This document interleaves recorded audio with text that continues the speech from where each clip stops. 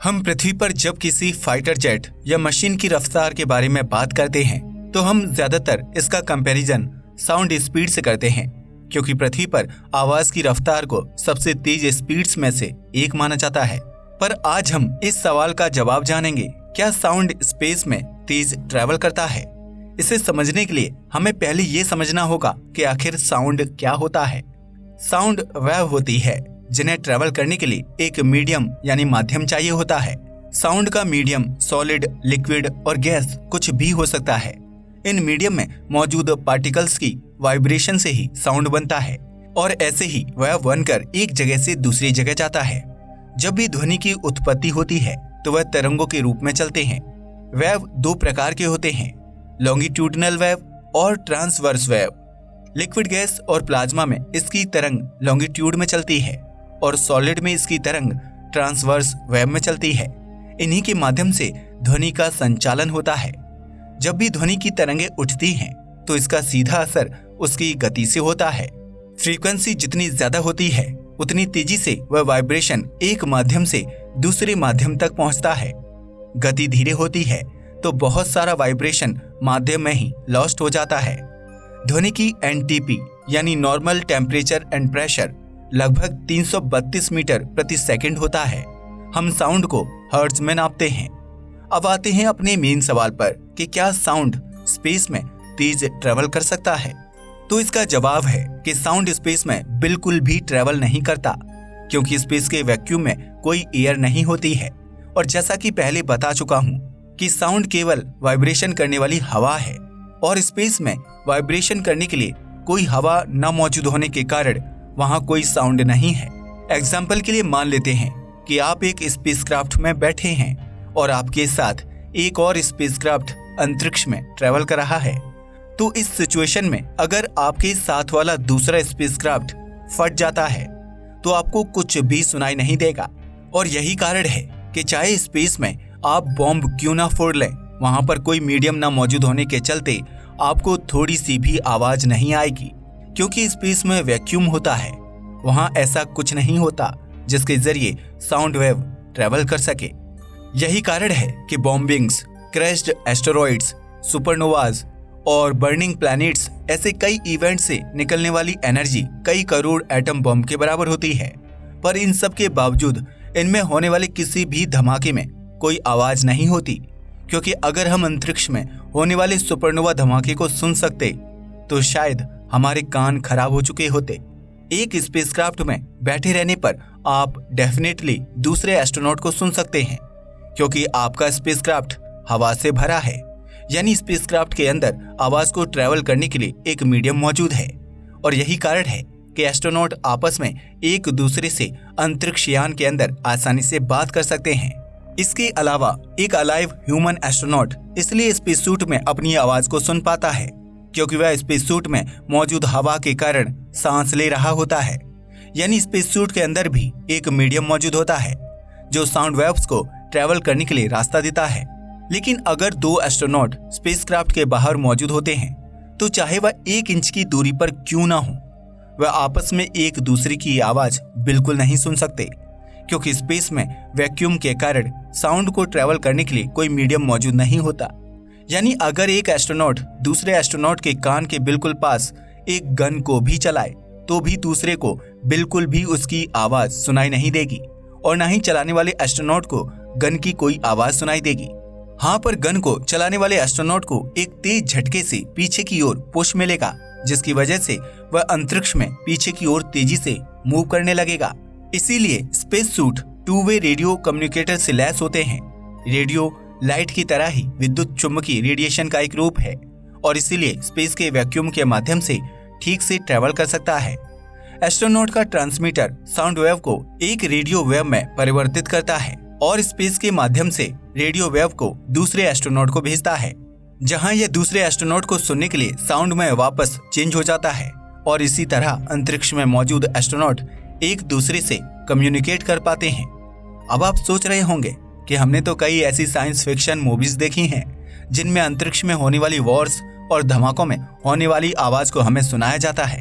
तो दोस्तों, आपको बता दूं कि यह सिर्फ एक एंटरटेनमेंट का तरीका है, क्योंकि आप ही बताइए क्या आप मूवीज में दिखाई जाने वाली अंतरिक्ष की लड़ाई को साइलेंट देखना चाहेंगे?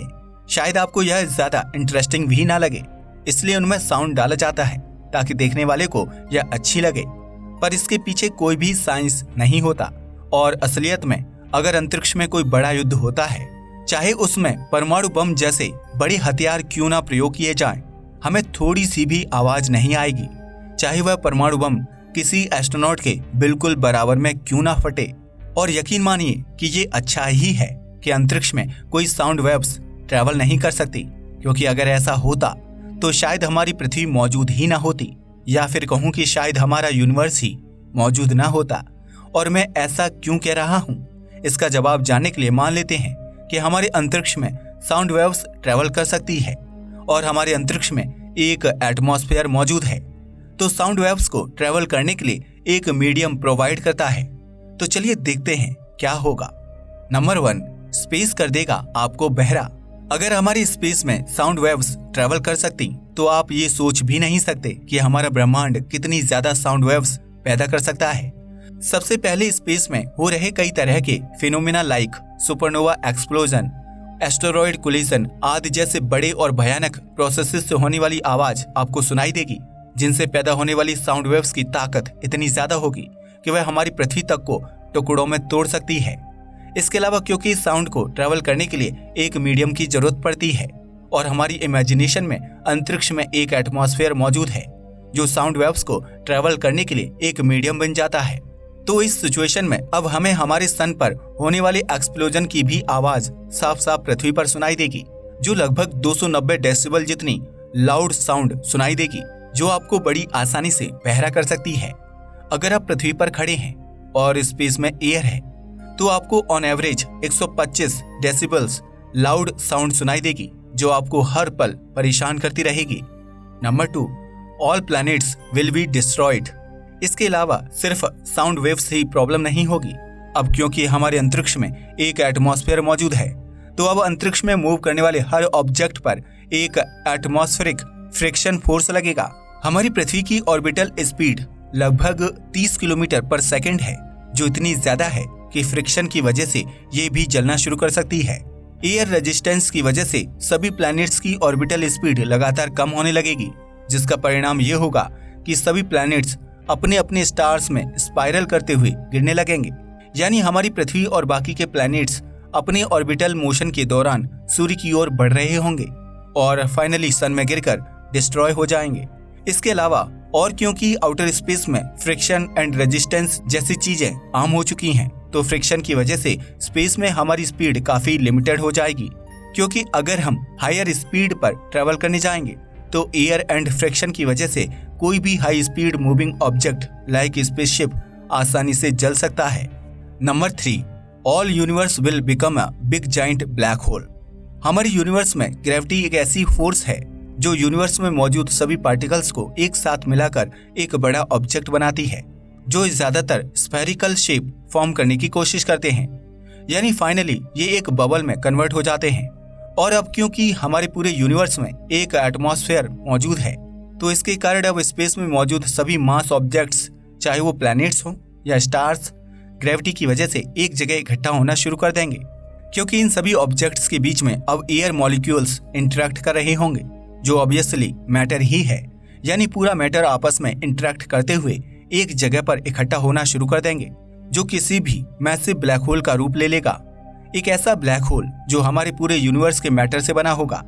यानी यूनिवर्स में ना तो कोई तारा बचेगा और ना ही कोई प्लैनेट, और ना ही उन प्लैनेट्स पर मौजूद कोई जीवन, यानी एक भयानक तबाही। यानी अच्छा ही है कि हमारे यूनिवर्स में कोई एटमॉस्फेयर या ऐसा मीडियम मौजूद नहीं है जिसके कारण साउंड वेव्स ट्रैवल कर सके। अंतरिक्ष के बारे में कुछ ऐसी बातें जानते हैं जो आपको जाननी चाहिए। नंबर 1, स्पेस एक वैक्यूम है जहां आप आवाज नहीं सुन सकते। आवाज सुनने के लिए किसी माध्यम की आवश्यकता होती है और अंतरिक्ष में वेल्डिंग के धुएं जैसी गंध आती है। नंबर 2, स्पेस में सभी planets, satellites, constellations, meteoroids, galaxies, magnetic fields and black holes मौजूद हैं। 2 ग्रहों या 2 तारों के बीच जो स्पेस है उसमें धूल के कण और गैसें मौजूद हैं। नंबर 3, स्पेस में हर समय खतरनाक रेडिएशन मौजूद होता है, जो स्टार्स में होने वाली न्यूक्लियर फ्यूजन रिएक्शन के चलते बनता है और बाद में पूरे यूनिवर्स में फैल जाता है, जैसे infrared rays, ultraviolet rays, X rays, gamma rays, cosmic rays और मैग्नेटिक फील्ड। नंबर 4, स्पेस में एयर नहीं है और ऑक्सीजन भी नहीं है। यही कारण है कि यहाँ अंधेरा रहता है। सूर्य जैसे तारों के कारण लाइट रहता है, तो वो भी सिर्फ ग्रहों पर। नंबर 5, अंतरिक्ष यात्रियों का एक स्पेस सूट बनाने में $12 मिलियन यानी कि करीब 1 करोड़ 20 लाख रुपए लगते हैं। नंबर 6, आप अंतरिक्ष में रो नहीं सकते क्योंकि आपके आंसू नहीं निकलेंगे। नंबर 7, 1962 में यूएस ने अंतरिक्ष में एक हाइड्रोजन बम का विस्फोट किया जो हिरोशिमा पर गिरे बम से 100 गुना ज्यादा शक्तिशाली था। नंबर 8, 1977 में अंतरिक्ष से 72 सेकंड के लिए कुछ सिग्नल मिले थे जिनका आज तक पता नहीं चला कि वह सिग्नल कहां से आए थे। नंबर 9, ज्यादातर अंतरिक्ष यात्री अंतरिक्ष में जाकर 2 इंच लंबे हो जाते हैं। नंबर 10, इंटरनेशनल स्पेस स्टेशन में टॉयलेट के पानी को फिल्टर करके पीने योग्य पानी बनाया जाता है और यह एक फुटबॉल के मैदान जितना बड़ा है। इसके अलावा नासा इंटरनेशनल स्पेस स्टेशन में अंतरिक्ष यात्रियों के लिए स्पेशल पिज्जा तैयार कर रहा है। तो दोस्तों, आशा करता हूँ कि आपको इस सवाल का जवाब मिल गया होगा कि क्या साउंड वेव अंतरिक्ष में तेज ट्रैवल कर सकती है।